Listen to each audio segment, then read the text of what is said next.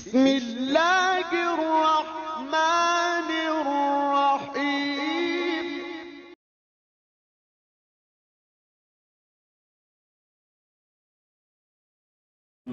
ونستعينه ونستغفره ونؤمن به ونتوكل عليه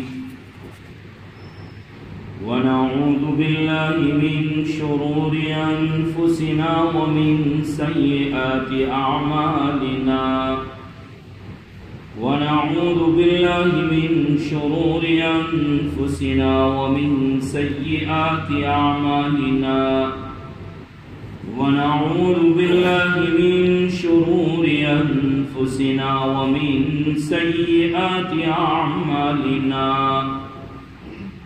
من يهده الله فلا مضل له ومن يضلله فلا هادي له ونشهد أن لا إله إلا الله وحده لا شريك له ونشهد أن سيدنا ونبينا ومولانا محمدا عبده ورسوله أرسله الله تعالى إلى كافة الناس بشيرا ونذيرا وداعيا إلى الله بإذنه وسراجا منيرا صلى الله تعالى عليه وعلى آله وأصحابه وأزواجه وأتباعه وبارك وسلم تسليما كثيرا أما بعد فأعوذ بالله من الشيطان الرجيم بسم الله الرحمن الرحيم وما أرسلناك إلا رحمة للعالمين وقال تعالى ما أنت بنعمة ربك بمجنون وإنك لعلى خلق عظيم وقال تعالى إن الذين يؤذون الله ورسوله لعنهم الله في الدنيا والآخرة وأعد لهم عذابا مهينا وقال تعالى إن الذين يحادون الله ورسوله أولئك في الأذلين كتب الله لأغلبن أنا ورسلي إن الله قوي عزيز صدق الله العظيم وقال النبي صلى الله عليه وسلم لا يؤمن أحدكم حتى أكون أحب إليه من ولده ووالده والناس أجمعين وقال النبي صلى الله عليه وسلم من آذاني فقد آذى الله ومن آذى الله يوشكه أن يأخذه أو كما قال عليه السلام وقال النبي صلى الله عليه وسلم من أحب سنتي فقد أحبني ومن أحبني كان معي في الجنة أو كما قال عليه الصلاة والسلام صدق رسوله النبي الأمي الكريم ونحن على ذلك لمن الشاهدين والشاكرين والحمد لله رب العالمين.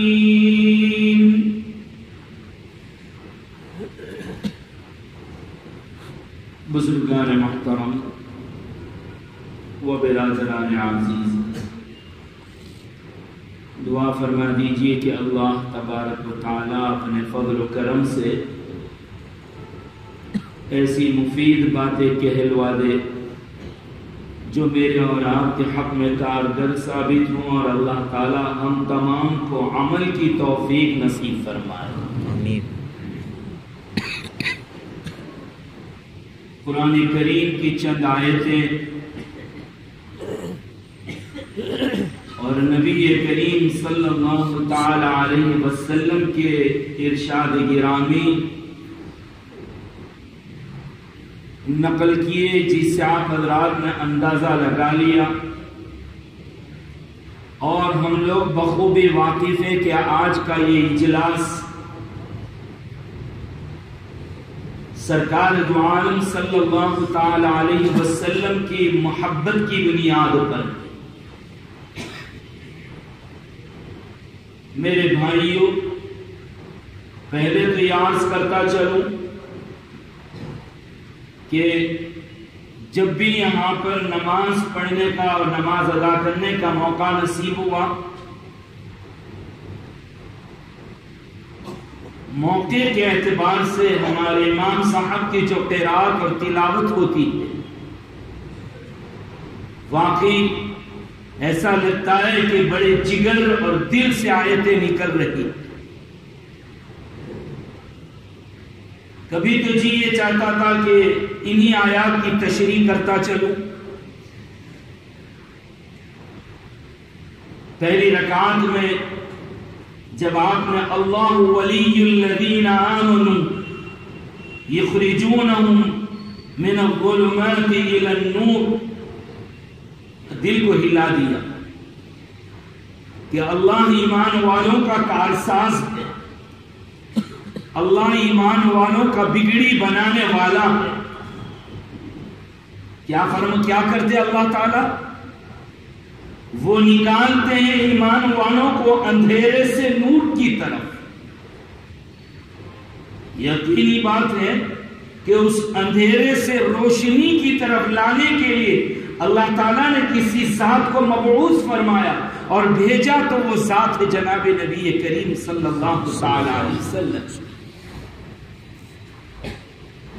اور کفار اور طاغوت اور شیاطین اور مشرکین اور اس کی ذریت کا کام یہ ہے کہ وہ نور سے اندھیرے کی طرف لے جاتے ہیں. کہ کبھی ایسے اٹپٹان شوشے چھوڑ کر پوری امت میں بلکہ پورے ملک میں پورے عالم میں کھلبلی مچا دیتے، لوگوں کے دلوں کو پاش پاش کر دیتے. ایسے حالات میں کبھی کبھی مایوسی چھا جاتی ہے. تو ہمارے قاری صاحب پڑھ رہے تھے آخری آیت، وَلَا تَهِنُوا وَلَا تَحْزَنُوا وَأَنْتُمُ الْأَعْلَوْنَ إِن كُنتُم مُؤْمِنِينَ. نہ رنجیدہ ہونے کی ضرورت ہے، نہ غمزدہ ہونے کی ضرورت ہے. تم ہمت نہیں ہارو گے، تم غمزدہ نہیں ہوں گے. وَأَنْتُمُ الْأَعْلَوْنَ، تم ہی سر بلند رہو گے، اللہ تعالیٰ تمہیں ہی بلند رکھے گا. ان کنتم مؤمنین، اگر تم ایمان والے بن کر رہے، اگر تم ایماندار بن کر رہے. اور پھر نعت پاک کے اشعار کہ جس نے 4 چاند لگا دیے. سرکار دو عالم صلی اللہ تعالی علیہ وسلم کی مدد اور تائید سب سے پہلے جس نے کی، ام المومنین سیدہ خدیجہ رضی اللہ تعالی عنہا، کہ جب انہوں نے نبی کریم صلی اللہ تعالی علیہ وسلم سے اتفاق کیا، اللہ کے نبی صلی اللہ تعالی علیہ وسلم کی تائید کی، اور اللہ کے نبی صلی اللہ تعالی علیہ وسلم کے آنے وقت میں اگر کسی نے ساتھ دیا تو وہ سیدہ خدیجہ رضی اللہ تعالی عنہ. اللہ تعالیٰ نے اس قربانی کی بنیاد پر حضرت خدیجہ رضی اللہ تعالی عنہ سے ایسے بے مثال کارنامے انجام دلوا دیے جو رہتی دنیا تک لوگوں کی زبانوں پر رہتی. ام المومنین کے ان احسانات کو کوئی بھول نہیں سکتا. اور نبی کریم صلی اللہ تعالی علیہ وسلم کی عزت میں جو بھی آیا، جنہوں نے مخالفت کی، جنہوں نے ایذائیں پہنچائی، جنہوں نے ستایا، آپ نے سن لیا اس اشعار کے اندر کہ کیا حال ہوا ان کا. ابو لہب کہ جو چچا ضرور ہے نبی پاک صلی اللہ تعالی علیہ وسلم کا، لیکن جب شان اقدس میں گستاخی کی، شان اقدس میں جب بے ادبی کی اس نے، تو حق تبارک و تعالیٰ نے اس نبی نے تو کوئی بدلہ نہ لیا، لیکن اللہ تعالیٰ کی غیر جوش میں آئی اور اللہ تعالیٰ نے تبت یدا ابی لہب وتب سورت نازل فرما کر ابو جہل کی بربادی کا فیصلہ سنا. اور بربادی بھی بڑی عجیب و غریب، ایسی لا علاج بیماری میں مبتلا کیا کہ پورا بدن پس آلودہ ہو گیا، پیپ آلودہ ہو گیا، گندا اور بدبودار مواد بدن سے نکلنے لگا. جو ہمیشہ اس کے قریب رہنے والے، اطراف میں رہنے والے، اس کے رشتہ دار بھی، اس کے بیوی بچوں نے بھی اسے ایک کمرے میں کھدیڑ دیا.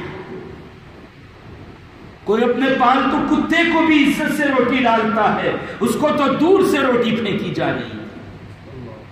لیکن جب مرا ہے، 4 حبشی غلاموں کو بلا کر ایک گڑھا کھود کر لکڑیوں کے زور سے انہوں نے اس کے اندر ڈال دی اور اوپر سے بڑے بڑے پتھر ڈال دیے.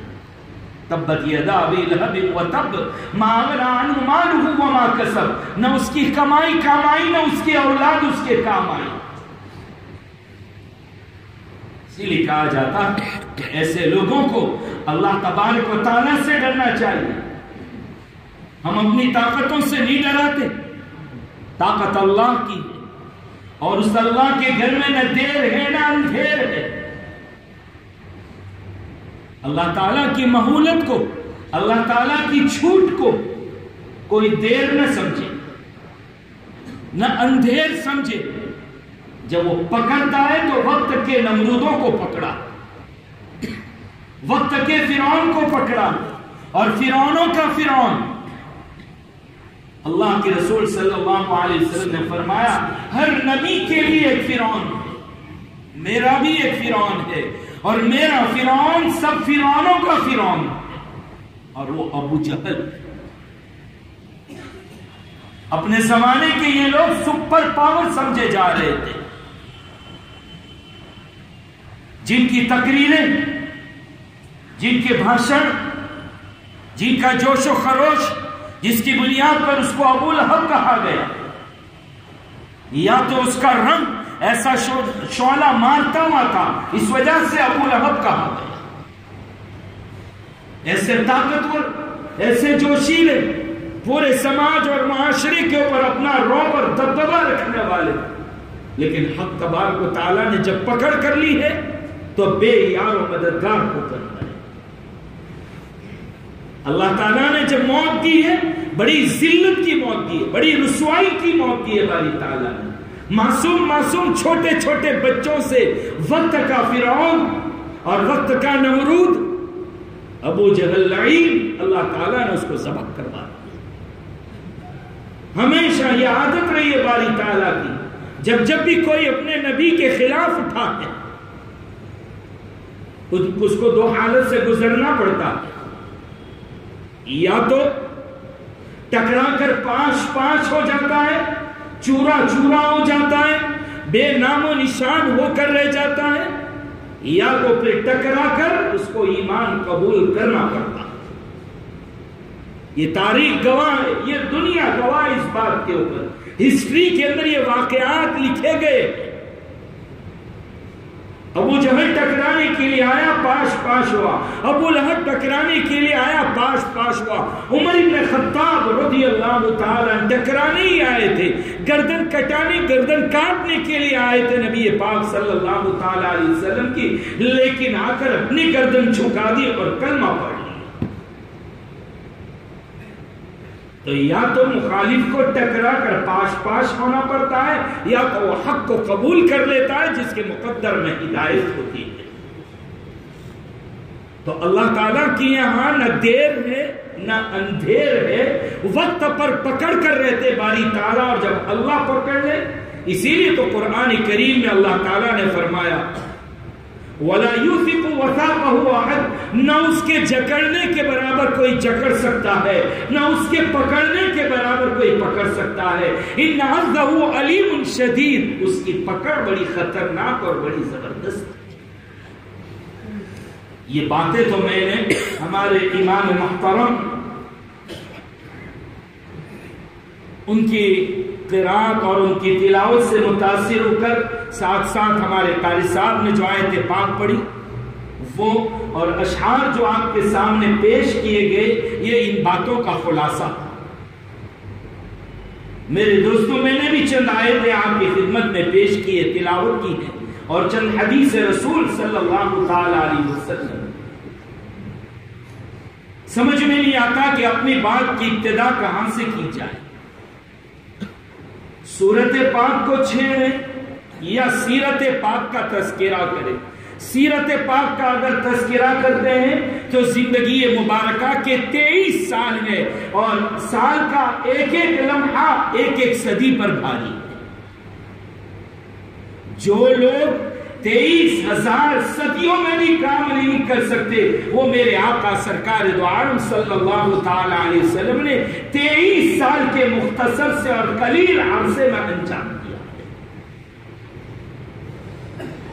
اور پھر یہ منہ جس کے لیے کہا جائے 1000 بار بشویم دینے سے مجھ کو گلاب، ہنوز نامے تو گفتن کمال بے ادبی است.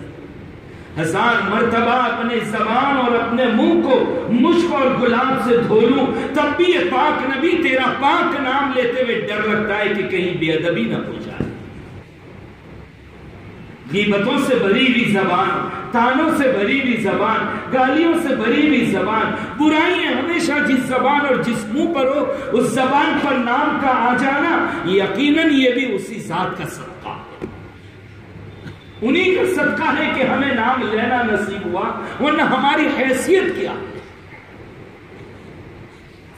اور صدیاں گزر گئی، اس دن سے لے کر کے آج تک میرے آقا سرکار دو عالم صلی اللہ تعالی علیہ وسلم کی حیات مبارکہ ہی میں حضرات صحابہ کرام نے مدح و ثنا اور آپ کی شان میں اعلیٰ قسم کے اشعار پیش کیے، جس کی زندہ مثال حضرت حسان بن ثابت رضی اللہ تعالی.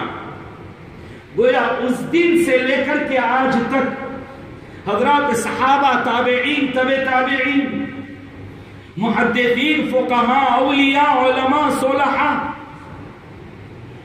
مختلف انداز میں سرکار دو عالم صلی اللہ تعالی علیہ وسلم کی سیرت پاک پر لکھتے رہے. صرف اپنوں نے ہی نہیں لکھا اور اپنوں نے ہی نہیں کہا، بلکہ جیسا اپنوں نے کہا ویسا غیر بھی لکھنے پر مجبور ہے میرے آقا کی سیرت پر. ہر زبان اور ہر مذہب کے ماننے والوں میں سے کچھ لوگ ایسے ہوئے سعادت مند کہ جنہوں نے لکھا میرے آقا سرکار دو عالم صلی اللہ تعالی علیہ وسلم کی سیرت پر. لیکن آخر کار لکھنے کے بعد چاہے ہزاروں صفحات بھر دیے، لیکن لکھنے والا یہ لکھتا ہے کہ بعد از خدا بزرگ تو یہ قصہ مختصر اللہ تعالیٰ کے بعد کسی کا ذکر چھیڑا جا سکتا ہے تو وہ محمد رسول اللہ صلی اللہ تعالی علیہ وسلم کی ذات ایسی ذات ہے کہ ان کا ذکر کیا جا سکتا ہے، اور ہم کما حق کہو آپ کا ذکر خیر کا حق ادا نہیں کر سکتے. کس کی زبانوں میں طاقت ہے، کون ادا کر سکتا ہے، کس کی مجال ہے ساری دنیا کی لکڑیاں قلم بن جائے اور ساری دنیا کا پانی روشنائی اور انک بن جائے اور کوئی لکھنے کے لیے بیٹھ جائے، پوری زمین اور آسمان کو ملا کر اس کو کاغذ بنا دیا جائے، اور اگر کوئی لکھنا شروع کرے اس کی عمریں ختم ہو سکتی ہے، وہ روشنائی و قلم و کاغذ تو ختم ہو سکتے ہیں، لیکن کوئی کبھی میرے آقا سرکار دو عالم صلی اللہ علیہ وسلم کی سیرت پاک اور سیرت طیبہ کا کبھی کما حق ہو حق ادا نہیں کر سکتا، کسی کی مجال ہی نہیں۔ کس عنوان پر بات کرے، کس طرف جائے، کہاں سے چھیڑے، کس کو چھیڑے کس کو چھوڑے، کچھ پتا نہیں چلتا۔ ایک ایسی ذات، یہ سعادت مندی ہوگی ہماری کہ ہم کہہ رہے ہیں اور آپ سن رہے ہیں، ہمارا کہنا اور سننا یقیناً اللہ تعالیٰ لوگوں کے قلوب اور دلوں پر نظر ڈالتا ہے، اور ایسے مواقع میں اللہ تعالیٰ ہی جمع کر بٹھاتے ہیں۔ اللہ تعالیٰ ہمارے کام کی باتیں کہلوا دے اور اس پر عمل کی توفیق بھی عطا فرمائے۔ میرے بھائیوں، میں نے اس سے پہلے بھی اسی مسجد میں بیٹھ کر کہا تھا آپ کے سامنے، جب سیرت پاک کا تذکرہ چھیڑا تھا، کہ سیرت پاک کون بیان کر سکتا ہے؟ ایک عاشق کو بولتے دیکھ لیا اور بولتے سن لیا کہ سیرت پاک وہ بیان کرنے کا حق اگر کسی کا ہے تو وہ جبرائیل امین، جبرائیل علیہ السلام ہے کہ جو سیرت پاک کو بیان کرنے کا حق ادا کر سکتے ہیں۔ جبرائیل کی زبان چاہیے اور سننے کے لیے ابو بکر جیسے کان چاہیے، وہ کان، وہ جگر کہ جس نے سنا اور کچھ نہیں سوچا، بس زبان اقدس سے نکلا ہوا ہے، فوراً عمل کر لیا اس کو۔ یہ نہیں کہ کیا فلسفہ، کیا حکمت، کیا ثواب ملے گا، کیا فائدہ ہے، بس میرے آقا کی زبان اقدس سے نکلا ہے، مجھے اس پر عمل کرنا ہے۔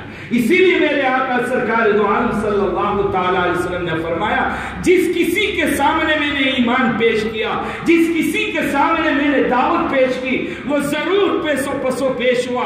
میرا ابو بکر صرف ایک ایسا شخص ہے کہ اس نے کبھی وہ پسو پیش آگے پیچھے نہ ہوا، جو سنا، جو میری زبان سے نکلا، فوراً اس پر عمل کر کے دکھایا۔ ابو بکر جیسے کام چاہیے، اسی لیے تو بارگاہ عزتی کی طرف سے سیدنا ابو بکر رضی اللہ تعالیٰ عنہ کو صدیق کے خطاب سے نوازا گیا ہے۔ اور جبرائیل کی زبان چاہیے بیان کرنے کے لیے کہ جہاں پر گناہ کا کوئی شائبہ نہیں، جو کبھی خیانت نہیں کر سکتا، نہ جانے نہ انجانے، کبھی بھی نہیں کر سکتا، جس کی صفت قرآن کریم نے خود امین اور امانت دار بیان کی۔ قرآن کریم جس کے لیے کہہ رہا ہے مطاعن ثم امین، آسمان کے اور زمین کے بڑے بڑے فرشتے اس کی اقتدا کرتے ہوئے نظر آتے ہیں، اس کی اطاعت کرتے ہوئے نظر آتے ہیں۔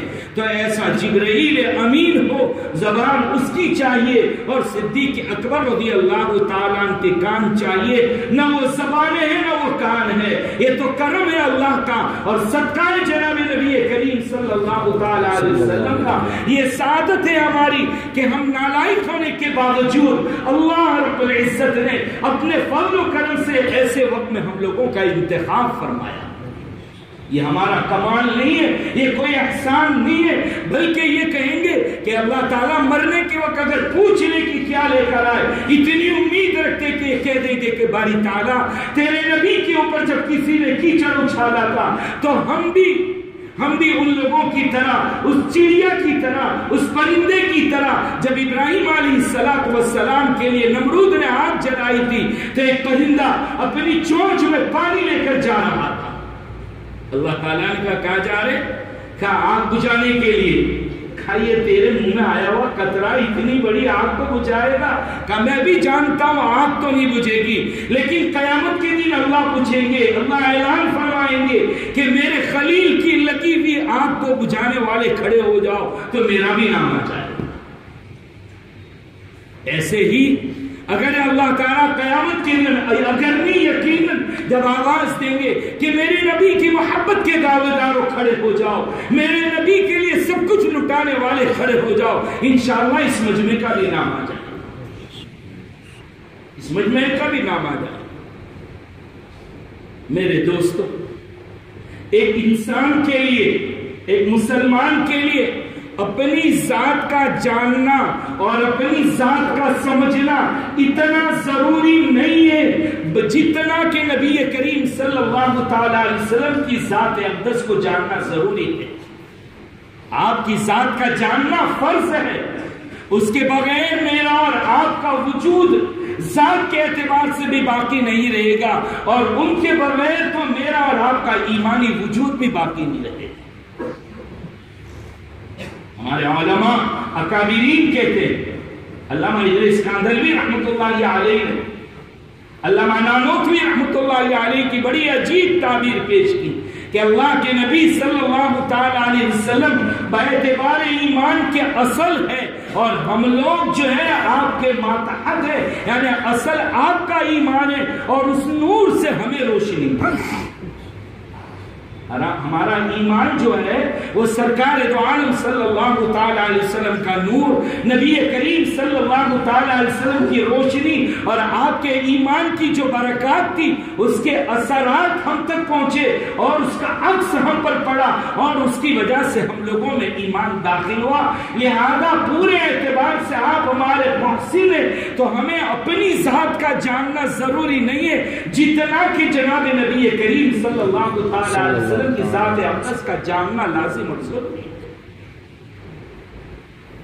میرے دوستو، میرے بھائی، سرکار دو عالم صلی اللہ تعالی علیہ وسلم کی شان اقدس میں نکمے قسم کے لوگوں نے پہلے دن سے لے کر کے آج تک یہ مسلسل طریقہ اختیار کر رکھا ہے کہ جب بھی موقع ملا ہے کوئی کسر نہیں چھوڑی مخالفین، گستاخوں نے کوئی کسر نہیں چھوڑی، جب موقع ملا میرے آقا سرکار دو عالم صلی اللہ تعالی علیہ وسلم پر انگلی اٹھا دی۔ لیکن ایک بات کہتا ہوا چلوں، اگر کوئی کسی کی برائی کرے تو یہ بھی دیکھ لیا جائے کہ وہ عقل مند ہے یا بے وقوف۔ اگر کوئی بے وقوف، پاگل، ناقص العقل، کم عقل اگر برائی کرتا ہے تو ایک عاشق یہ لکھتا ہے کہ اگر کوئی کم عقل میری تنقید کرتا ہے، اگر میری برائی کرتا ہے تو یہی میرے کامل ہونے کی دلیل ہے۔ سرکار دو عالم صلی اللہ تعالی علیہ وسلم کے سامنے جس نے بھی ایسی بدترین زبان استعمال کی، یقیناً وہ عقل سے مادر ذات پیدل ہے، عقل سے اندھا ہے، بالکل عقل سے ناواقف ہے، علم اور نالج سے بالکل ناواقف ہے۔ ایسے لوگوں کا حال یہی ہے کہ وہ ناقص العقل اگر میرے آقا کی شان میں کچھ بول دے تو یہی میرے آقا کے کامل ہونے کی دلیل ہے کہ یہ جو کچھ بولا گیا بطور حسد کے بولا گیا، سمجھ کے نہیں بولا گیا، بطور حسد کے بولا گیا، بطور غصے کے، بطور ضد کے، بطور عناد کے، بطور دشمناوٹ کے بولا گیا۔ اور یقیناً اس لیے بولا کہ حسد ہے، عداوت ہے، دشمناوٹ ہے دل میں، وہ حسد نے کام کیا، تو ایسے لوگوں کے بولنے سے کوئی فرق نہیں پڑتا۔ میرے آقا سرکار دو عالم صلی اللہ تعالی علیہ وسلم کی شان اقدس میں اگر کوئی بے وقوف چاند کو دیکھے اور چاند پر تھوکے تو بتلائیے چاند پر تھوکا ہوا کہاں جائے گا؟ کیا چاند پر پہنچ جائے گا؟ یقیناً اس کے منہ پر آئے گا۔ تو آپ نے دیکھ لیا کہ اگر آسمان نبوت کے چاند پر اس نے تھوکنے کی ناکام کوشش کی، پورا تھوک پوری دنیا کی طرف سے اسی کے منہ پہ پڑ رہا، اسی کے منہ پہ پڑ رہا۔ بہرحال اللہ کے نبی صلی اللہ تعالی علیہ وسلم کو کیا کہا جائے؟ جب آپ کی دعوت شروع ہوئی اقرأ بسم ربک الذی خلق سے، تو ابو لہب پلہ جھاڑتا ہوا کھڑا ہو گیا اور کہنے لگا نعوذ باللہ تبا لک، لہذا جمع تھا نا تو برباد ہو جائے، اس لیے تو نے ہمیں جمع کیا تھا۔ وہاں سے ابتدا ہو رہی۔ دیکھیے سب سے پہلا برائی کرنے والا ابو لہب، تبا لک لہذا جماعتنا کہتے ہیں اللہ کے نبی صلی اللہ تعالیٰ علیہ وسلم کی بے ادبی اور گستاخی کی، حق تبارک و تعالیٰ نے اس کی سزا اور اس کی بربادی کا فیصلہ فرمایا۔ جیسے جیسے دعوت بڑھتی گئی، یہ لوگوں نے اپنا جان مال، مخالفین نے سب کچھ عزت تک داؤ پہ لگا دیا، لیکن عالم یہ تھا کہ مرض بڑھتا گیا جوجو دوا کی۔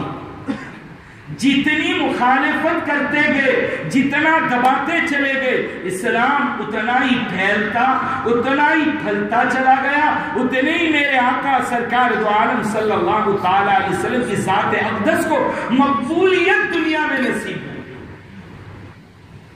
آپ دیکھ رہے کہ موجودہ دور میں بھی جتنی مخالفت کی جا رہی، اگر دنیا کے اندر کسی اور مذہب کی، کسی مذہب کے ماننے والوں کی، کسی مذہب کے پیشوا کی اتنی ساری برائی کی جاتی تو کب سے ان پہ نام و نشان ہو گئے ہوتے، لیکن یہاں تو دیکھیے کہ سب سے زیادہ دبایا گیا تو اسلام کو، سب سے زیادہ ستایا گیا تو مسلمانوں کو، سب سے زیادہ بے ادبی کی گئی تو میرے آقا نبی کریم صلی اللہ تعالی علیہ وسلم کی ذات شان اقدس میں۔ لیکن کیا ہو گیا؟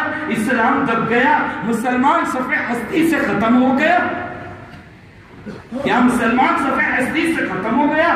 کیا سرکار دو عالم صلی اللہ تعالی علیہ وسلم کی ذات اقدس سے لوگ نفرت کرنے لگے؟ نہیں، مرض بڑھتا گیا، جوجو دوا کی، ہکے بکے رہ گئے، کوئی علاج نہیں، ماننے والوں کو لوٹ کر دیکھ لیا، کھسوٹ کر دیکھ لیا، بے گھر کر کے رکھ دیا، ننگے کر کے دیکھ لیا، بھوکے پیاسے کر کے تڑپا تڑپا کے دیکھ لیا۔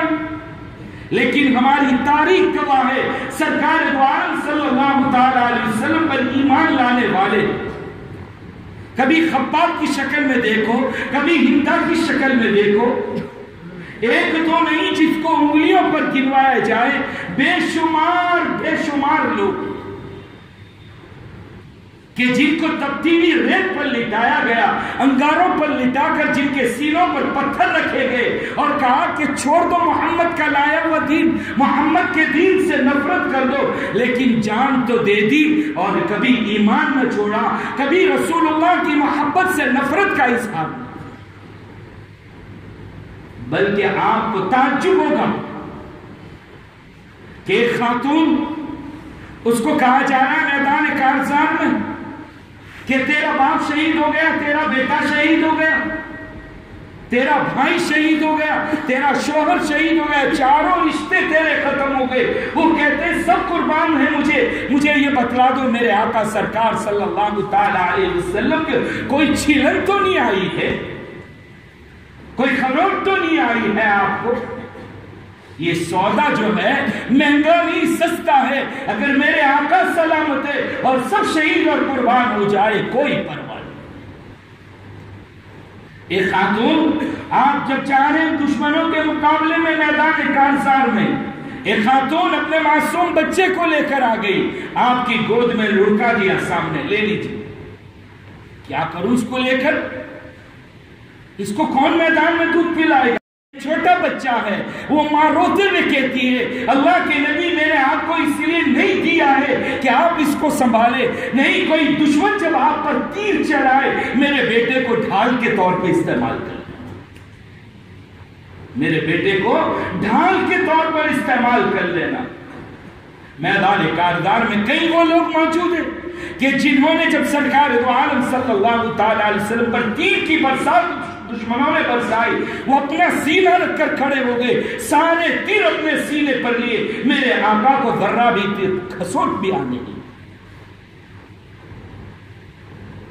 جب صلح حدیبیہ کے موقع پر وہاں سے مکہ سے آئے ہوئے لوگ اللہ کے نبی صلی اللہ تعالی علیہ وسلم کے حالات کو دیکھا تو کہنے لگے مکہ والوں کو جا کر اپنے سرداروں سے کہ کس کا مقابلہ کرو گے، کس قوم سے لڑو گے؟ ایسی قوم آج تک روئے زمین پر نہیں دیکھی کہ جو نبی اپنے منہ سے تھوکتا ہے، بلغم نکالتا ہے، کلی کرتا ہے، وہ قوم اپنے نبی کے تھوک اور بلغم اور پانی کو نیچے گرنے نہیں دیتی، اپنے بدن کے اوپر لے لیتی۔ ایسی قوم کو تم کبھی بھی نہیں بنا سکتے. یہ ہماری تاریخ گواہ ہے. پہلے دن سے لے کر کے آج تک سرکار دو عالم صلی اللہ تعالی علیہ وسلم کی محبت میں عرض کر رہا تھا کہ دشمنوں نے اس دن سے مخالفت کی. کیا کہا جائے؟ میٹنگ کر لی. کوئی کہتا کاہن کہہ دو، نجومی فال دیکھنے والا. وہ کاہن جو کہانت کے مشہور تھے، ماہر تھے، انہوں نے کہہ دیا کاہن ہم فن کہانت سے واقف ہیں، ہم نجومیت کو جانتے ہیں. کبھی بھی ہم نے نہیں دیکھا کہ محمد میں کوئی نجومی فال دیکھنے والا اور کہانت کی کوئی صفت پائی جاتی. کاہن نہیں کہہ سکتے. کوئی کہنے لگا شاعر کہہ دو، کوئی کہنے لگا کہ مجنون کہہ دو، کوئی کہنے لگا ساحر یعنی جادوگر کہہ دیا جائے. قرآن کریم تو نے کہا ما انت بنعمت ربک بکاہن ولا مجنون. اے محمد صلی اللہ علیہ وسلم، آپ اپنے رب کے فضل اور انعام سے نہ تو آپ نجومی ہیں اور نہ تو آپ پاگل ہیں. جس کو سورہ نون والقلم میں اللہ تعالیٰ نے ارشاد فرمایا ما انت بنعمت ربک بمجنون، آپ اپنے رب کے فضل سے مجنون نہیں. وَإِنَّ لَكَ لَأَجْرًا غَيْرَ مَمْنُونٍ، اور آپ کے لیے تو کبھی نہ ختم ہونے والا اجر و ثواب ہے. کیا پاگلوں کو نہیں دیکھا دنیا میں کہ پاگل اس کو کوئی ستائے پورا محلہ سر پہ اٹھا لے گا، کوہرام مچا دے گا، وہ لوگوں کو بغیر ایذا کے بھی تکلیف پہنچا دے گا. اس کو کوئی نہ ستائے، صرف دیکھ لے تب بھی وہ مارے گا، دھاڑے گا. اس سے اخلاق کی کوئی امید نہیں رکھی جا سکتی. کیا سرکار دو عالم صلی اللہ تعالی علیہ وسلم کو دنیا میں کبھی کسی کو مارتے ہوئے دیکھا ہے؟ کوئی ایک واقعہ بھی پیش کرتا ہے کہ محمد عربی، محمد ابن عبداللہ، محمد رسول اللہ صلی اللہ تعالی علیہ وسلم نے کسی کو مارا ہو، کسی کو ستایا ہو؟ بلکہ یہ بات مشہور ہے کہ جس نے گالیاں دی اس کو دعائیں دی، اور جس نے آپ پر پتھر برسائے میرے آقا نے اس پر شبنم کی بارش برسائی.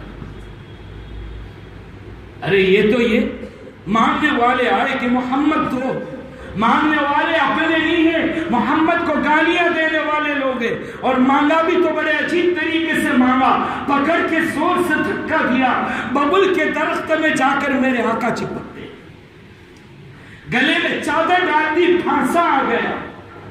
ہلایا نبی کریم صلی اللہ تعالی علیہ وسلم کو.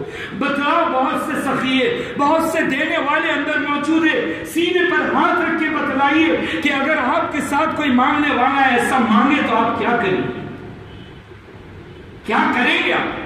لیکن نبی کریم صلی اللہ تعالی علیہ وسلم نے ان سے کہا بھائیو میرے پاس ابھی کچھ نہیں ہے، جب میرے پاس آ جائے گا، میرے پاس صرف ایک سطر چھپانے کی چادر ہے، میں وعدہ کرتا ہوں کہ جب میرے پاس آ جائے گا پہلے میں تم کو پہنچاؤں.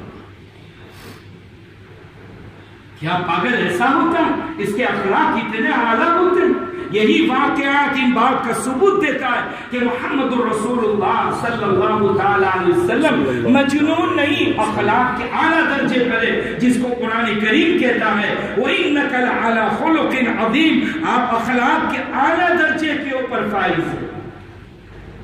اللہ کے نبی صلی اللہ تعالی علیہ وسلم نے خود ارشاد فرمایا انما بعثت معلما لاتمم مکارم الاخلاق.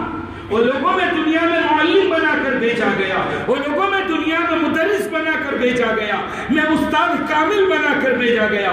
کون سا سبجیکٹ سکھانے آئے، کون سا فن سکھانے آئے، کس لائن کے معلم تھے؟ فرمایا کہ لاتمم مکارم الاخلاق، میں مکارم اخلاق کو سکھانے کے لیے آیا ہوں، جو لوگوں کی نظر میں اچھی بات ہو سکتی ہے اور اچھی بات میں لے کر آیا. کوئی تو ثابت کرے میرے آقا کی بد اخلاقی کو.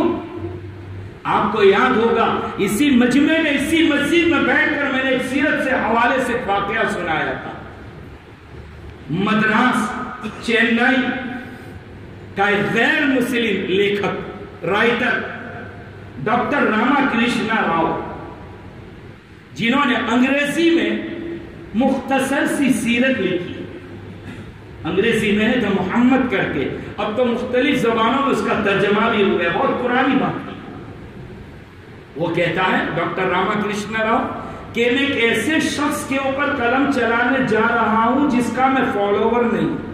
میں جن کو مان نہیں رہا ہوں، جن کو میں فالو نہیں کر رہا ہوں، جس کی ابتدا میں نہیں کر رہا ہوں، اور سنبھل کے مجھے لکھنا پڑے گا۔ پھر کہتے ہیں کہ میں نے یہ سوچا کہ دنیا میں ہر فیلڈ میں، ہر سبجیکٹ میں، ہر فن میں، ہر وشے میں ایک ایسا شخص تلاش کروں کہ یہ اعلیٰ درجے پر ہو، میں اس کو فرسٹ پرائز اور پہلا نمبر دوں۔ وہ کہتے ہیں کہ میں نے اپنی علمی طاقت کی بنیاد پر جس فن میں ہاتھ ڈالا اور دنیا کی کتابیں میں نے کھنگال لی، میں جس اینگل سے آیا، جس لائن سے آیا، جس روٹ سے آیا، میری عقل حیران ہے کہ تمام سبجیکٹ میں، تمام فن میں، تمام وشے میں اگر کسی کو پہلا نمبر اور فرسٹ پرائز دی جا سکتی ہے تو وہ کوئی نہیں ہے، عرب کے تپتے ہوئے اور صحرا اور ریتیلے میدان میں پیدا ہونے والا عبداللہ کا بیٹا، آمنہ کا لال، جناب محمد رسول اللہ صلی اللہ علیہ وسلم کے ساتھ ہے کا کوئی فن اٹھا لو، ہر فن میں کامل مکمل کوئی نظر آتا ہے تو محمد رسول اللہ کی ذات۔ اللہ تعالیٰ نے کلام پاک میں ارشاد فرمایا وَرَفَعْنَا لَكَ ذِكْرَكَ، اے میرے نبی کسی کی گستاخی سے کچھ نہیں ہوگا، اس کمینے کی زبان بدبودار ہوگی، اس کا منہ بدبودار ہوگا، وہ مرے گا، ایک عبرتناک موت میں مرے گا، کیونکہ میرا فیصلہ ہے اِنَّا كَفَيْنَاكَ الْمُسْتَهْزِئِينَ، ہم آپ کی طرف سے مذاق اڑانے والوں کے حق میں کافی ہے۔ اللہ تعالیٰ کا فیصلہ، اور اللہ جس کی طرف سے وعدہ کر دے اور اعلان کر دے، کس کی طاقت ہے کہ اس کو، کس کی طاقت ہے کہ اللہ کا مقابلہ کر لے۔ اللہ نے اعلان فرمایا اِنَّا كَفَيْنَاكَ الْمُسْتَهْزِئِينَ، مذاق اڑانے والوں کے لیے ہم کافی ہے، ہم دو بدو ہو لیں گے اس سے۔ اور دنیا اور تاریخ اور واقعات بھرے پڑے ہیں کہ جب بھی حضور اکرم صلی اللہ تعالیٰ علیہ وسلم کی شان میں بے ادبی کی، گستاخی کی، تو یہ واقعات پیش آئے۔ اللہ تعالیٰ کا اعلان وَرَفَعْنَا لَكَ ذِكْرَكَ، اے نبی، اے میرے محبوب، ہم آپ کے تذکرے کو بلند کریں گے، آپ کی آوازیں کو بلند کریں گے، جہاں جہاں مناروں پر، اذانوں میں میرا نام لیا جائے گا، میرے محبوب وہیں پر تیرا بھی نام لیا جائے گا۔ اور ایک عجیب حکمت تو دیکھیے، کیا ابھی ہمارے یہاں جو 9:30 بجنے جا رہے ہیں تو کیا پوری دنیا میں 9:30 ہے؟ کسی جگہ دین کے 9:30 بج رہے، کسی جگہ مغرب ہو رہی، عشاء ہو رہی ہے، فجر ہو رہی ہے، ظہر ہو رہی ہے، اور کتنے ممالک ہیں، سب جگہ کا آب و ہوا اور فضا اور مطلب بالکل الگ الگ ہے۔ یہ سمجھ لیجئے کہ 24 گھنٹے میں کوئی لمحہ خالی نہیں ہے جس میں اذان ہوتی ہے، اور پھر 24 گھنٹے اللہ کے بندے نماز پڑھنے والے۔ اگر صرف آپ اپنے واقعی کو اٹھا کر دیکھ لو، واقعی کے کتنے گھروں میں کتنے اللہ کے بندے، کوئی رات میں عشاء کی نماز پڑھی، گھر گیا، نفلیں شروع کر دی، کوئی تہجد پڑھ رہا ہے، کوئی آدھی رات کو اٹھ کر پڑھے گا، کوئی فجر کے وقت سے پہلے اٹھ کر پڑھے گا، مسلسل پوری رات چلتے رہے۔ اور پوری دنیا حرم پاک میں پہنچ جائیے، حرم پاک میں طواف کرنے والے طواف کرتے ہیں، ہر تھوڑی دیر میں 2 رکعت ایک طواف کی بات کرتے ہیں، 2 رکعت ادا کرتے جا رہے ہیں، اور نماز میں بیٹھ کر کہتے ہیں التحیات للہ، کیا پڑھتے ہیں آخر میں؟ السلام علیکہ ایہا النبی ورحمۃ اللہ وبرکاتہ، نبی پر سلام بھیجا جا رہا ہے۔ مدینہ پاک میں جا کر تو کوئی دیکھ لے، 24 گھنٹے کے اندر صرف نماز کا وقت وہ وقت ہے، نماز کا وقت وہ وقت ہے کہ جس کے اندر صلاۃ و سلام رکا ہوا ہے، لیکن پھر بھی کچھ بہنیں وہاں پر دور کھڑے رہ کر سلام تو وہاں سے بھی پڑھ، گویا 24 گھنٹے کنٹینیو لگاتار مسلسل کہنے والا کہہ رہا ہے الصلاۃ والسلام علیک یا رسول اللہ، الصلاۃ والسلام علیک یا حبیب اللہ، الصلاۃ والسلام علیک یا خیر خلق اللہ، ورفعنا لک ذکرک، اے میرے محبوب صلی اللہ تعالی علیہ وسلم، تیرے آوازے کو، تیرے ذکر کو ہم بلند کریں گے۔ اللہ ابھی اللہ نے ذہن میں بات ڈالی دیکھیے دنیا میں 4 مسلح 4 مسلک کہا جاتا ہے، حنفی، شافعی، حنبلی، مالکی۔ عجیب حال ہے، حنفی کوئی حدیث پر، شافعی کوئی حدیث پر، مالکی کوئی حدیث پر، حنبلی کسی اور حدیث پر۔ گویا جتنے فرمان زبان اقدس سے نکلے ہوئے تھے، تمام فرمان پر اللہ نے یہ مختلف مسلک رکھ کے عمل کرنے والے بنا کہ میرے نبی تیری زبان سے نکلا ہوا کوئی کلام بھی ضائع جانے نہیں دیں گے، وَرَفَعْنَا لَكَ ذِكْرَكَ، ہم تیرے ذکر کو بلند کریں گے۔ لوگوں نے یہ کہا تھا کہ محمد اللہ اس کی تو کوئی مذکر میل پروش اولاد ہی نہیں ہے، اس کی تو بیٹیاں، اس لیے کہ اللہ کے نبی صلی اللہ علیہ وسلم کے بیٹے جوان نہیں ہو پائے، بچپن میں وصال اور انتقال ہو گیا۔ دشمنوں نے یہ کہا تھا کہ محمد تو دم کٹا ہوا ہے، دم بریدہ ہے، نسل کا مارا ہوا ہے، کل ختم ہو جائے گا۔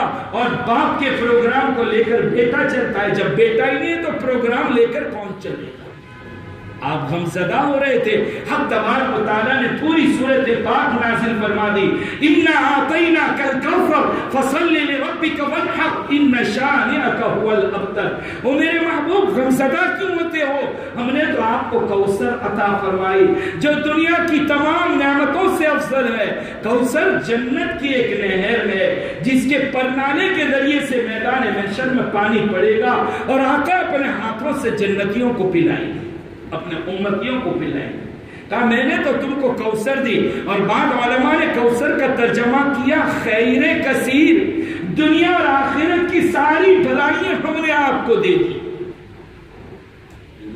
کیا کیا ہے اللہ تعالیٰ نے؟ اسی لیے تو جب چند دنوں کے لیے وحی رک گئی تھی انشاءاللہ نہ کہنے پر، تو دشمنوں نے تانا دیا تھا، کیا کہا تھا؟ ہم نے تو محمد کو چھوڑا، ہم تو بیزار ہوئے، لو ان کا اللہ بھی بیزار ہو گیا اور اس نے بھی چھوڑ دیا۔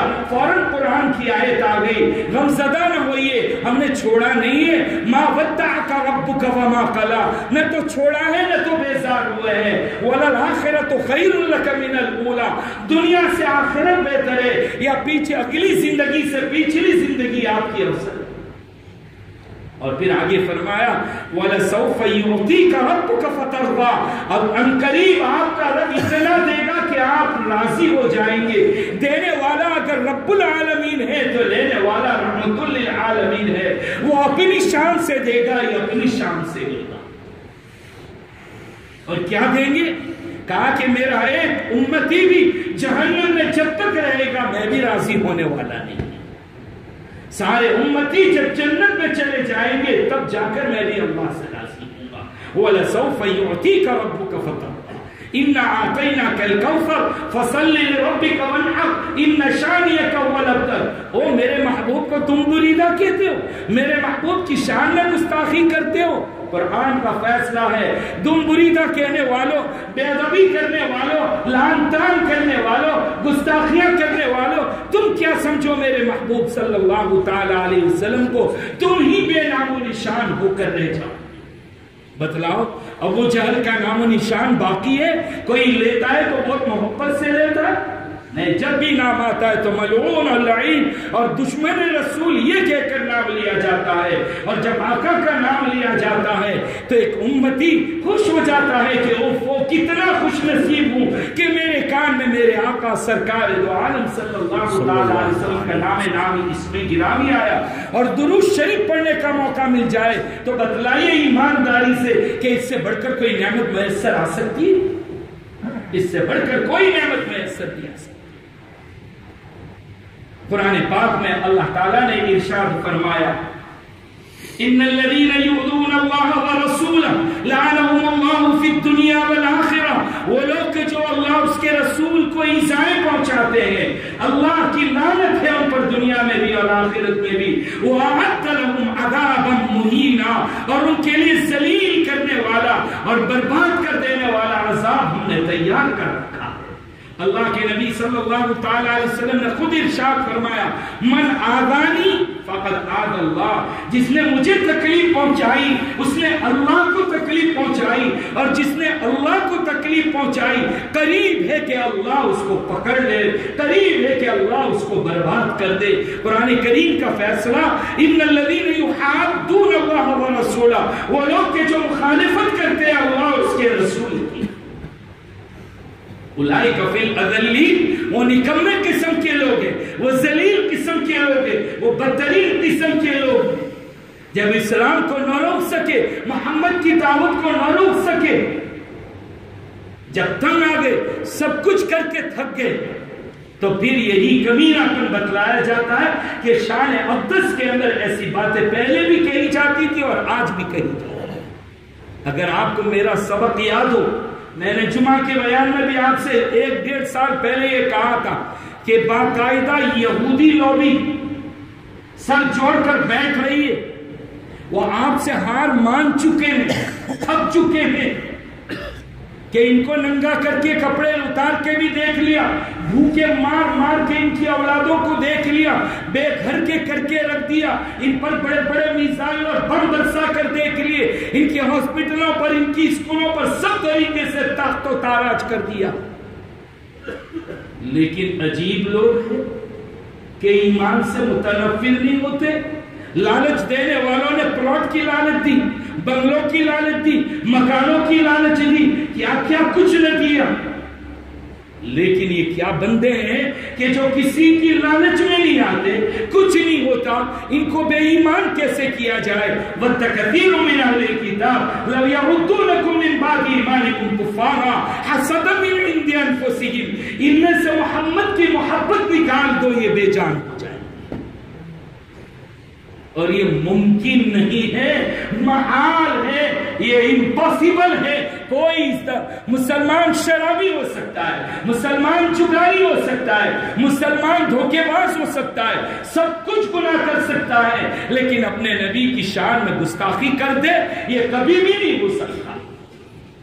اسی لیے کہتے ہیں جان مانگو جان دے دیں گے، مال مانگو مال دے دیں گے، عزت مانگو عزت دے دیں گے، سب کچھ دینے کے لیے تیار ہے، لیکن یہ کبھی بھی نہیں ہو سکتا کہ ناموس محمد صلی اللہ تعالی علیہ وسلم سے ہم سودے بازی کریں، ہم کبھی بھی نہیں کر سکتے۔ محمد رسول اللہ صلی اللہ تعالی علیہ وسلم کی عزت اور آبرو سے کبھی کھلواڑ نہیں کر سکتے، کبھی اس کی سودے بازی نہیں کر سکتے۔ اس وقت پورے ملک کے اندر مسلمانوں کے تیوروں کو دیکھا، جوش و خروش کو دیکھا، عشق رسول کو دیکھا کہ یہ عجیب قسم کے لوگ ہیں، جب عشق کی بات آ جائے یہ اختلافات کو بلا دیتے ہیں۔ میرے بھائیوں، اگر عشق نبوی ہے اختلافات کو چھوڑ دیجئے، آج کل اختلاف کا موقع نہیں ہے، اختلافات کے بازار کی ضرورت نہیں ہے، اختلافات کے مارکیٹ کی ضرورت نہیں ہے، ہم ایک ہیں، ہم مسلمان ہیں، ہم سب امتی نبی کریم صلی اللہ تعالی علیہ وسلم کے، ہم کیچڑ اچھالنا چھوڑ دیں، ہم اختلاف کی باتیں کرنا چھوڑ دیں، ہم یکجوت ہو جائیں، ہم ایک ہو جائیں، اپنے نبی کے عشق کا اتفاق بتلا دے کہ نبی کے عشق کی بات آئے گی، ہم سارے اختلافات کو بالائے طاق رکھ سکتے ہیں، کوئی ہماری ناک کا مسئلہ باقی نہیں رہے۔ سرکار دو عالم صلی اللہ تعالی علیہ وسلم کی سیرت پاک، آپ کی محبت اللہ قرآن میں تلاش کر لیجئے۔ اللہ تبارک و تعالیٰ کو اپنے نبی سے محبت کتنی ہے، جس شہر میں پیدا ہوتے ہیں اس شہر کی قسم، جس شہر کے اندر نبی کے لیے لڑائی حلال ہونے والی ہے اس زمین کی قسم کھا لیتے اللہ تعالیٰ، لا اقسم بہذا البلد وانت حل بہذا البلد ووالد وما ولد۔ نبی چادر اوڑھ کر آئے تو اللہ قسم کھا لے، نبی کمبل اوڑھ کر آئے تو اللہ قسم کھا لے، اللہ اسی سے پکارے یا ایھا المدثر یا ایھا المزمل، کبھی نبی کو تاہا کبھی یاسین کہہ کے پکارے۔ کبھی حق تبارک و تعالیٰ نبی اور نبی کے ساتھی جب دشمنوں کے مقابلے پر گھوڑے پر بیٹھ کر جائیں، گھوڑے پر روانہ ہو اور گھوڑے کی ٹاپ سے آوازیں پیدا ہو، گھوڑے کی ہانپ نکلے، گھوڑے کی ٹاپ سے آگ نکلے، گھوڑے کی ٹاپ مارنے کی وجہ سے دھول اور مٹی اڑ جائے، دشمنوں کے جمگھٹے میں گھس کر تاخت و تاراج کر دے، قرآن کریم ہر ایک ادا کی قسم کھاتا ہے. وَالْعَادِيَاتِ ضَبْحًا فَالْمُورِيَاتِ قَدْحًا فَالْمُغِيرَاتِ صُبْحًا فَأَثَرْنَ بِهِ نَقْعًا فَوَسَطْنَ بِهِ جَمْعًا. سورہ عادیات کو پڑھیے تو صحیح. دوڑتے ہوئے ہانپتے ہوئے گھوڑوں کی قسم. فَالْمُورِيَاتِ قَدْحًا تاپ مار کر آگ جھاڑنے والوں کی قسم. فَالْمُغِيرَاتِ صُبْحًا صبح صبح کے وقت میں تاخت و تاراج کر دینے والوں کی قسم. فَوَسَطْنَ بِهِ جَمْعًا پھر یہ کہ مجمع اور جمگھٹے میں گھس جانے والے گھوڑوں کی قسم. اللہ تعالیٰ ان کے گھوڑوں کی قسم کھا. سرکار دو عالم صلی اللہ تعالی علیہ وسلم کے متعلق کہا جاتا ہے جہاں جہاں سے شفیع عاصیہ گزر گیا، جہاں جہاں سے شفیع عاصیہ گزر گیا وہاں اجالا ہے، اور اب تک اندھیرا ہے وہاں جہاں سے شفیع عاصیہ نہیں گزرا. جس سرزمین کے اوپر قدم مبارک گر گئے اس سرزمین پر ایمان کی دولت اور ایمان کی لہر دوڑ گئی، اور جہاں سے آپ کا گزر نہیں ہوا وہاں اب تلک اندھیرا ہے. سرکار دو عالم صلی اللہ تعالی علیہ وسلم سے پہلے کے وہ لوگ کہ جن کے زمانے کو زمانے جاہلیت کہا جاتا ہے، دور جاہلیت کہا جاتا ہے، ایسے قسم کے لوگ کہ جس کو دیکھ کر انسانیت شرما جائے. کبھی کبھی حالات کو پڑھتے عرب لوگوں کے ان حالات کو، عرب لوگوں کے ان حالات کو پڑھیے جن حالات کے اندر عربوں نے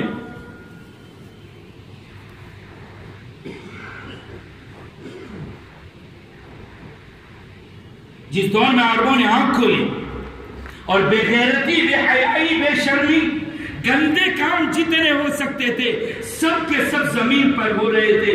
کوئی سوچنے والا تصور بھی نہیں کر سکتا تھا کہ اس قوم کو کوئی سدھارے گا. یہ قوم سدھر بھی سکتی ہے. اس قوم کو سدھارا اگر کسی نے، اور سدھارا تو جناب نبی کریم صلی اللہ تعالی علیہ وسلم. پھر اس نظر میں ان کو کیسا مسیحا کر دیا کہ خود نبی کریم صلی اللہ تعالی علیہ وسلم نے ارشاد فرمایا اصحابی کالنجوم فبأیہم اقتدیتم اقتدیتم. میرے صحابہ ستاروں کے مانند ہیں، جس کا دامن تھام لوگے منزل پر پہنچ جاؤ گے. کبھی فرمایا کل صحابتی عدول، میرے صحابہ مجسم انصاف والے ہیں، جس کا بھی دامن پکڑ لوگے منزل مقصود پر پہنچ جاؤ. کہیں تو فرمایا لا تسبوا اصحابی، کل دور جاہلیت میں گزرنے والے تھے لیکن جب مجھ سے منسلک ہو گئے میرے دامن کو پکڑ لیا. آپ جانتے ہیں کہ جس میں فیس آتا ہے اور جس میں کرنٹ آتا ہے اس تار کو پکڑ کر ذرا ہمت تو دکھلا دیجئے. ننگے پیر پتھروں پر کھڑے رہ کر اس تار کو پکڑ لیجئے. اس کو پکڑنے والا دوسرا آدمی جو ہوگا اس کے ہاتھ کو پکڑ لے، کنیکشن جوڑتے چلے جائے. جتنے ہاتھ پکڑیں گے سب کے سب جو ہے اس کو اندر کرنٹ آئے گا. مین سوئچ میں سے ایک تار نکلتا ہے، پورے گھر کو جگمگا دیتا ہے، پورے محلے کو جگمگا دیتا ہے. محمد رسول اللہ صلی اللہ تعالی علیہ وسلم سے جو بھی منسلک ہوا، جو بھی قریب آیا، ایسا روشن ہوا کہ ایک ایک شخص پوری دنیا کو روشن کرنے کی طاقت رکھتا. قرآن کریم جن کے بارے میں کہتا ہے اولئک هم المؤمنون حقا، سچے مسلمان دیکھنا ہو تو حضرات صحابہ ہے. اولئک هم المهتدون، ہدایت پر دیکھنا ہو تو صحابہ ہے. اولئک هم المفلحون، کامیاب جماعت دیکھنا ہو تو صحابہ کی جماعت ہے. رضی اللہ عنہم ورضوا عنہ، اللہ ان سے راضی و اللہ سے راضی، ایسی مقدس جماعت.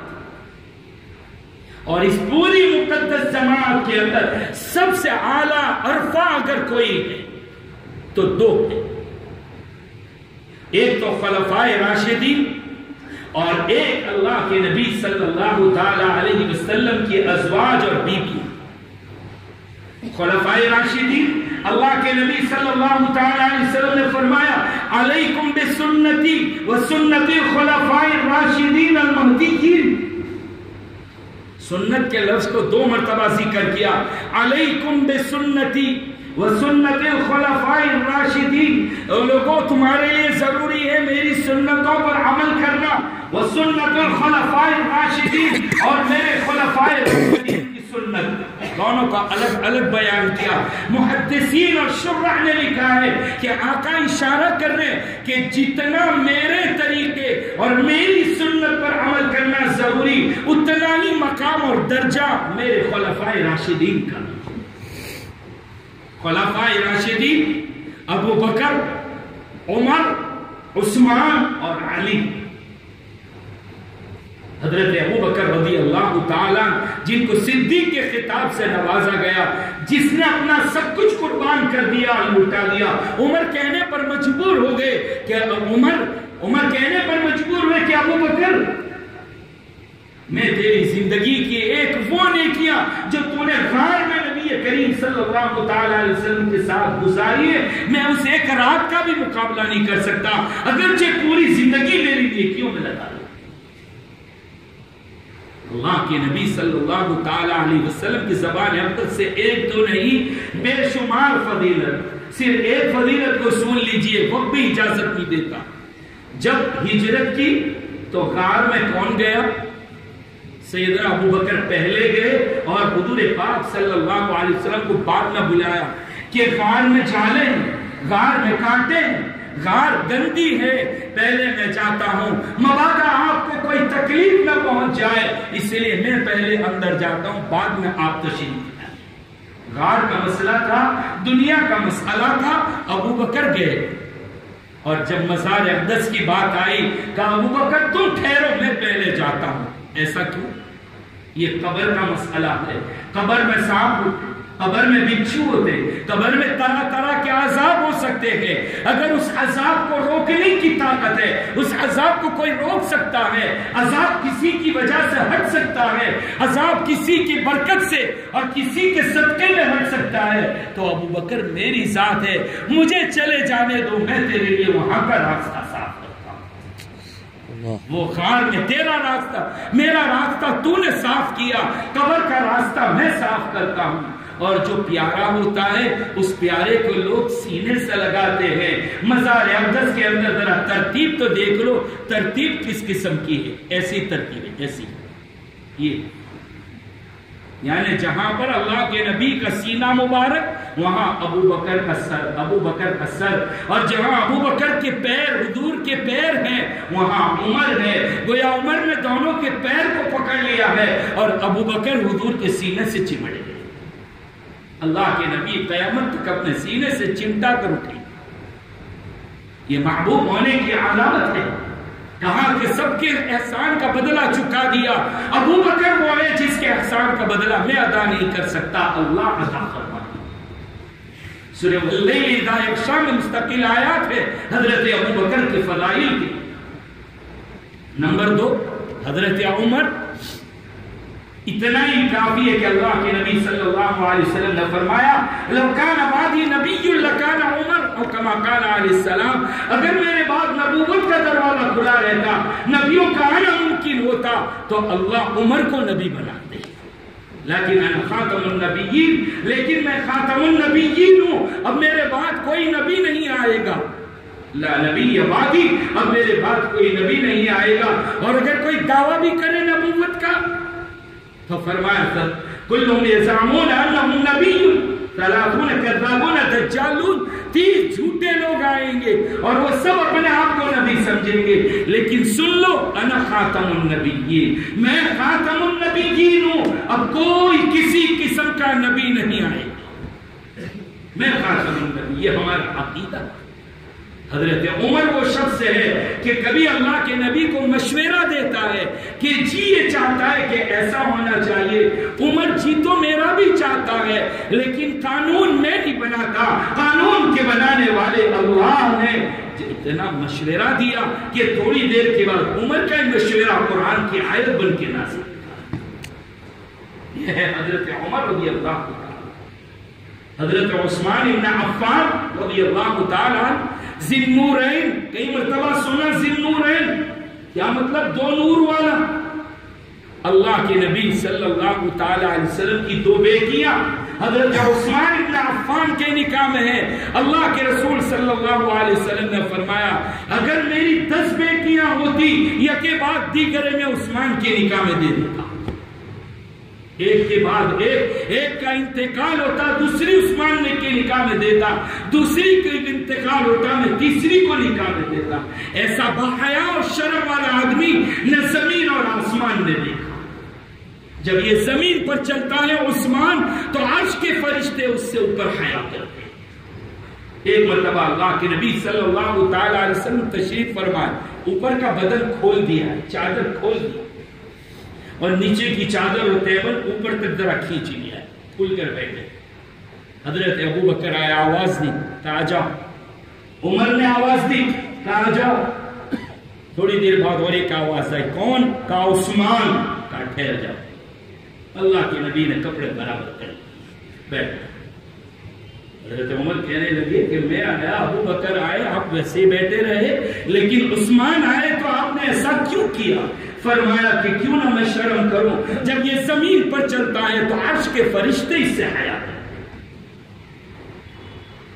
سب نے اسلام کو پالا، جتنے صحابہ ہوئے یہ کہتے سب مرید ہیں، سب کو اسلام نے پالا ہے، اور عثمان وہ شخص ہے جس نے اسلام کو پالا ہے. جب مال کی ضرورت تھی عثمان نے اپنا خزانہ لوٹا.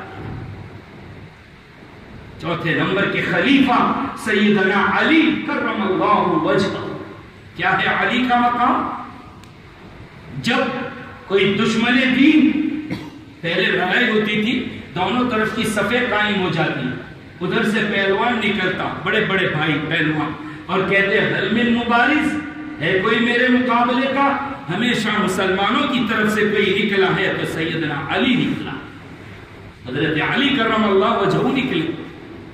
کبھی کسی نے کہا تو بچہ ہے، چھوٹا ہے، ابھی تو جوان ہے، دنیا کون سی دیکھی ہے، چلا جا، رحم آتا ہے تیرے اوپر. حضرت علی کہتے تجھے رحم آتا ہے، مجھے نہیں رحم آتا، اس کا کیا؟ بڑے بڑے پہلوان نامور، ان کو جہنم. حضرت علی کے کارنامے، حضرت علی کی شجاعت، حضرت علی کی بہادری. قرآن کریم جو کہہ رہا ہے محمد الرسول اللہ والذین معه اشداء علی الکفار رحماء بینہم تراہم رکعا سجدا. قصہ مختصر یہ کہ محمد الرسول اللہ رحماء بینہم والذین کفروا مع اشداء علی الکفار رحماء بینہم. ابو بکر، عمر، عثمان اور علی چاروں کا تذکرہ اشارہ کر دیا. کبھی فرما خیر القرون قرنی.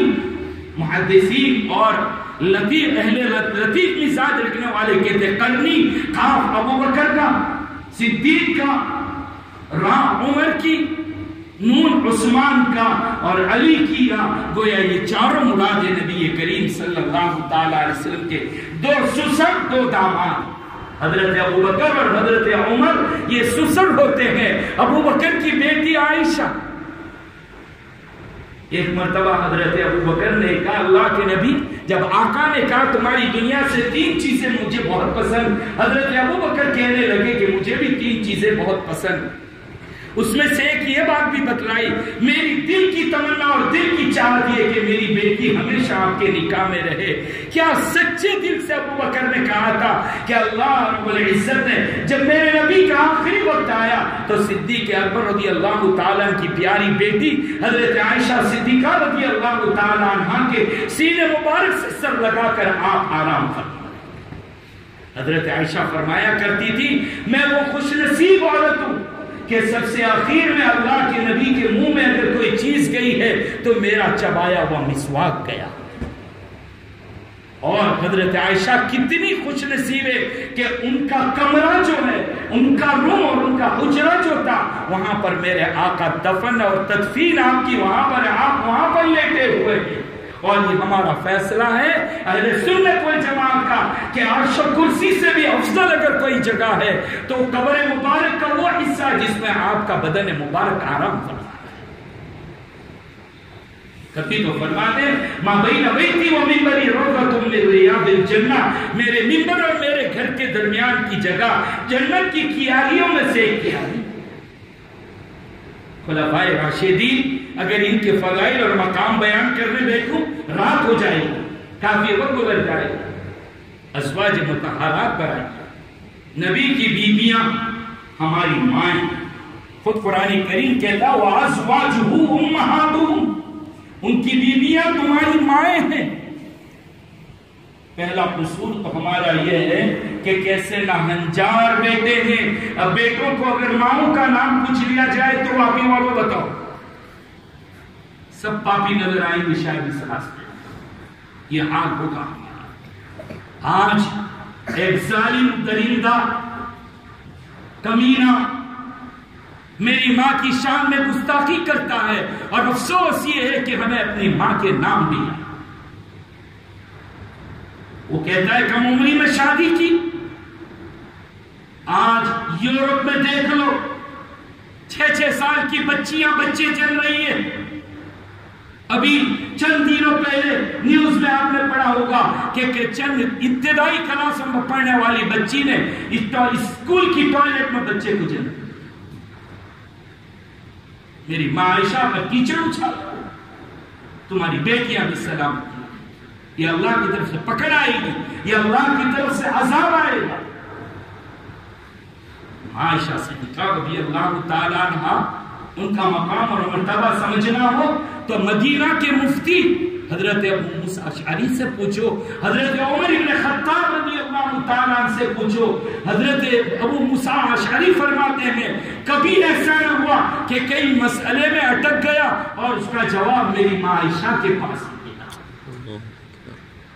200 بڑے بڑے صحابہ جس میں حضرت عمر رضی اللہ تعالیٰ عنہ بھی ہے، وہ بھی حضرت عائشہ کے شاگرد نظر آتے ہیں۔ نعوذ باللہ خواہش کے لیے شادی نہیں کیے۔ میرے آقا کا کوئی عمل، میرے آقا کا کوئی قول اپنے مقصد سے، اپنے خواہش سے نہیں ہوتا تھا۔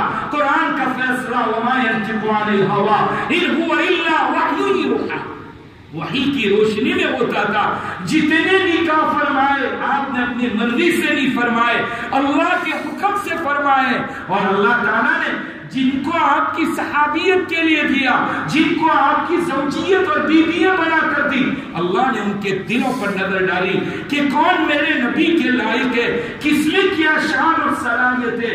نبی کی کیپیسٹی کے مطابق جب شان اور صلاحیت تھی تو اللہ تبارک و تعالیٰ نے نبی کے نکاح میں بھیجا۔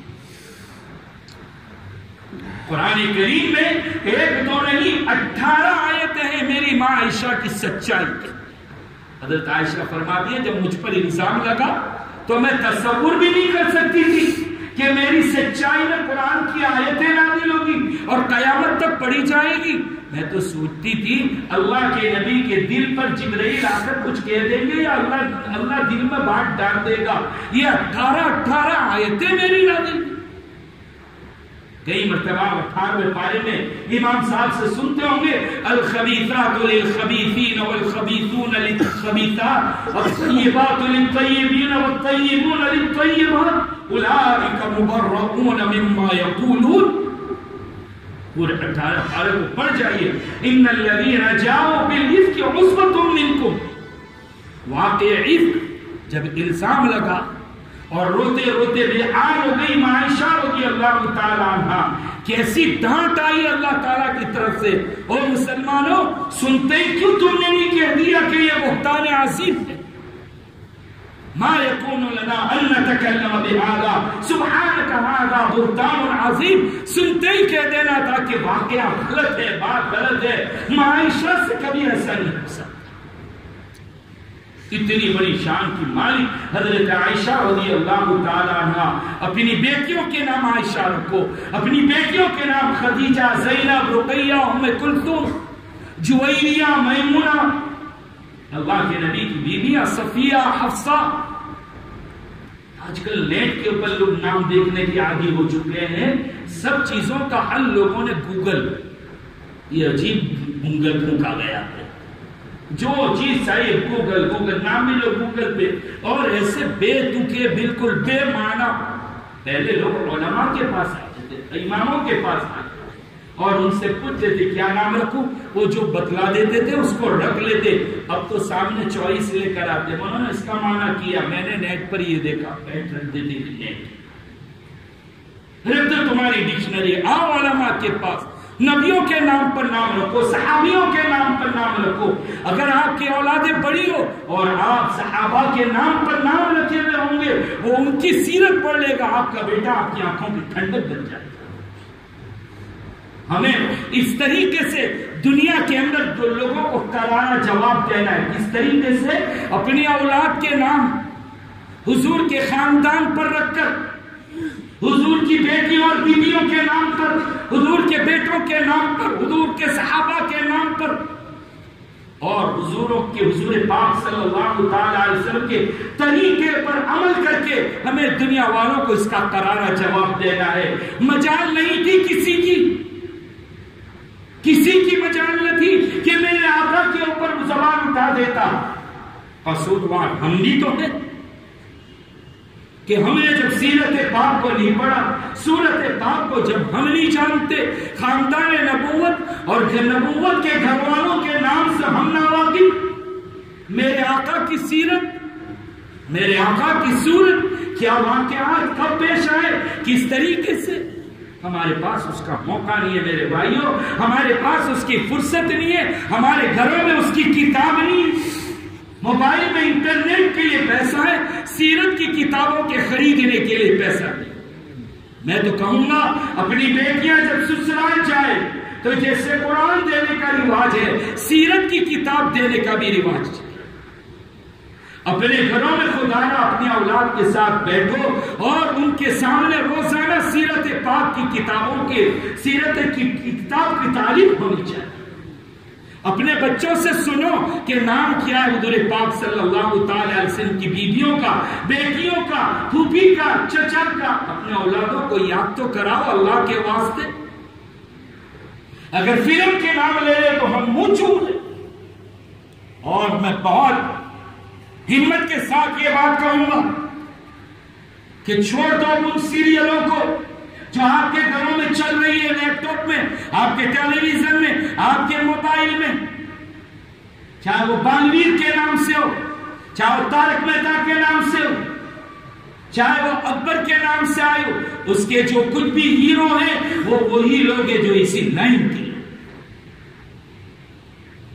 آج سے 1.5 سال قبل ہندوستان کا سب سے بڑا فلمی دنیا کا نمبر اول، نام لیتے ہوئے میں بیعت بھی سمجھتا ہوں، میرے آقا کی، جب اس سے پوچھا گیا تھا کہ محمد کو کیا سمجھتے ہو، تو کہنے لگا کہ میرے نزدیک محمد میں اور ہٹلر میں کوئی فرق نہیں۔ میڈیا نے بات دبا دی، اس بات دبا دی کہ حملہ میں ہو جائیں گے۔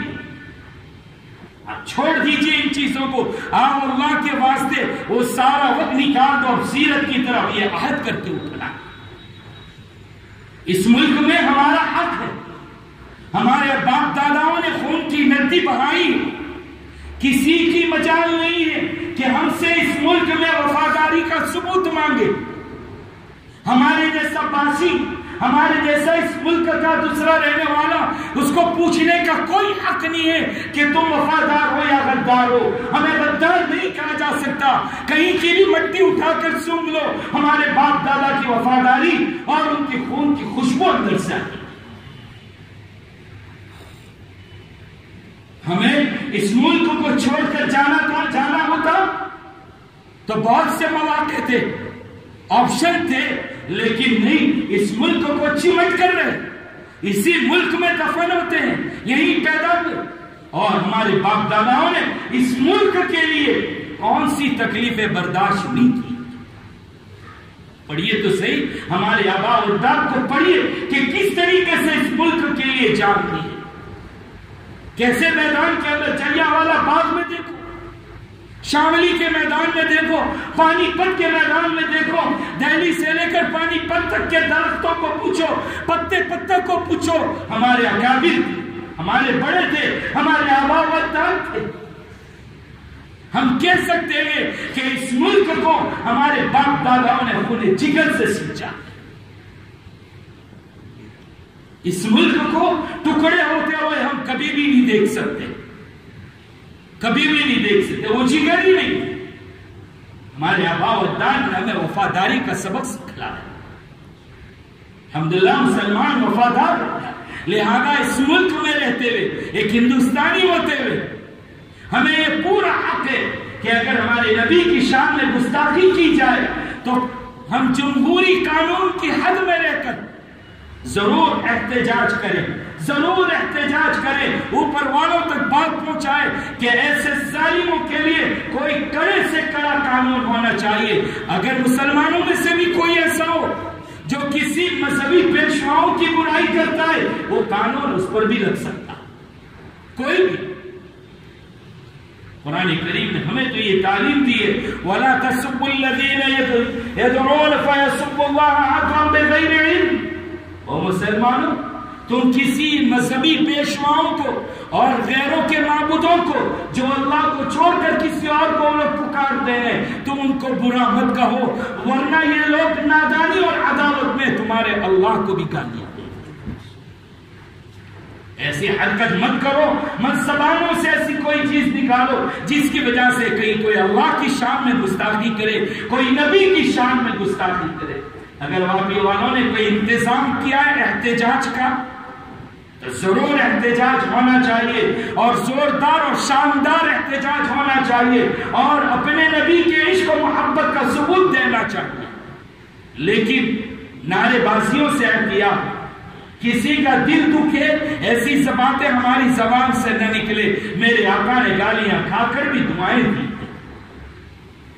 راستہ تنگ نہ ہونا چاہیے کسی پر، انتظام کرنے والی پولیس، ان کے لیے ہم درد سر نہ بنے، ان کو ہماری طرف سے کوئی تکلیف نہ پہنچے، قانون کی حد میں رہ کر بالکل مخالفت کا مظاہرہ، احتجاج شدت کے ساتھ ہونا چاہیے، جڑنا چاہیے، اگر پرمیشن اور اجازت ملی ہے تو تمام کو جانا چاہیے، اس کے بتلا دینا چاہیے کہ ہمارے نبی کی شان میں گستاخی کرے ہم کبھی بھی اس کو برداشت نہیں کر سکتے۔ ہمیں اپنے بڑوں کے پیچھے چلنا ہے، بڑے جو کہتے اس طریقے سے چلنا ہو، درود شریف کا اہتمام، دل دل میں دعائیں کہ اللہ تیرے نبی کی سنت پر عمل کرنے والا بنا دے، سچا عشق نصیب فرما، پوری دنیا کے لیے ہدایت مانگے، پوری دنیا کے لیے امن مانگے، اطمینان، چین، سکون، شانتی کی دعائیں مانگے، اتفاق، بھائی چارگی، اس کا مظاہرہ ہونا چاہیے۔ تو جائیں احتجاج کے اندر بالکل وقار کے ساتھ، اچھے کپڑے پہن کر، سنجیدہ ہو کر، جس میں نعرے بازیاں نہ ہو، میوزک بازی نہ ہو، گالی گلوچ نہ ہو۔ ہمارے ریلی والے تو اعلان کرتے رہتے ہیں کہ بھائی موبائل وغیرہ سے بھی احتیاط کریں، پوری توجہ اللہ کے نبی صلی اللہ تعالی علیہ وسلم کی طرف رہے، زبان اقدس کبھی بھی درود شریف سے خالی نہ ہو، چپکے چپکے درود شریف پڑھتے ہیں۔